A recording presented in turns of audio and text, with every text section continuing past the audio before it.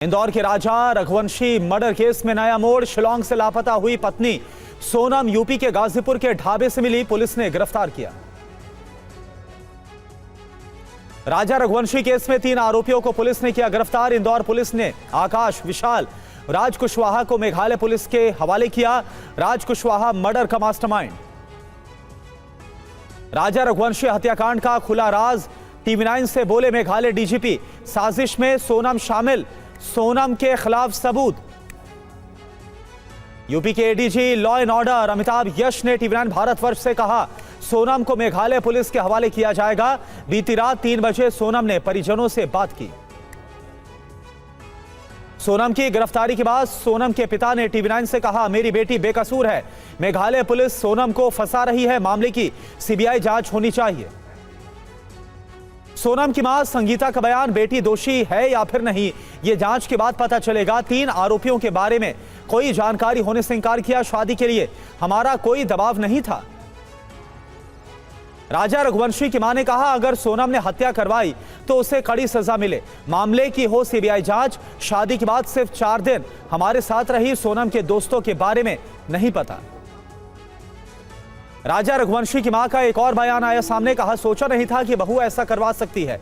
मैंने कई बार video call किया था, राजा को वीडियो कॉल पर कभी भी नहीं दिखाया। सोनम का शिलांग का वीडियो सामने आया, राजा से दूर जाकर फोन पर बात कर रही थी सोनम। राजा की हत्या से पहले सोनम ने किसी से बात की थी। राजा के भाई विपिन रघुवंशी का नया बयान, हो सकता है कि सोनम झूठ बोल रही हो और मेघालय सरकार सच बोल रही हो। राज कुशवाहा से सोनम बात करती थी। यूपी के गाजीपुर में जिस ढाबे से आधी रात सोनम मिली है, उस ढाबे के संचालक ने TV9 से कहा कि रात 1 बजे सोनम ढाबे पर आई है, फोन मांगा है, घर वालों से बात की है, बाद में पुलिस सोनम को लेकर गई। मोदी सरकार के 11 साल पूरे, देश भर में आज से बीजेपी का संकल्प सिद्धि अभियान। थोड़ी देर में JP नड्डा प्रेस कॉन्फ्रेंस के जरिए बताएंगे उपलब्धियां।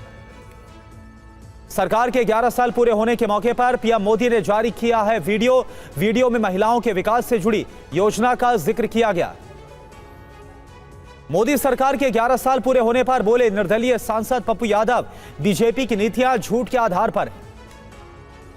महाराष्ट्र के ठाणे में बड़ा हादसा हो गया। मुंबई लोकल ट्रेन से गिरे 12 यात्री, 5 लोगों की मौत, कई घायल। ट्रेन में भारी भीड़ होने की वजह से यह हादसा हो गया। छत्तीसगढ़ के सुकमा में ID ब्लास्ट हुआ। कोंटा में नक्सलियों के कायराना हमले में ASP आकाश राव गिर पुंजे शहीद हो गए। ऑपरेशन सिंदूर पर बोले army chief general Upendra Dwivedi, सरकार ने हमें पूरी छूट दी है, जीत सिर्फ सेना की नहीं बल्कि पूरे राष्ट्र की है। आर्मी ने अनुशासन, संयम और अपार साहस दिखाया। सेना प्रमुख उपेंद्र द्विवेदी ने उत्तराखंड के फ्रंटलाइन इलाकों का दौरा किया। भारतीय सेना और ITBP के जवानों से बातचीत की है।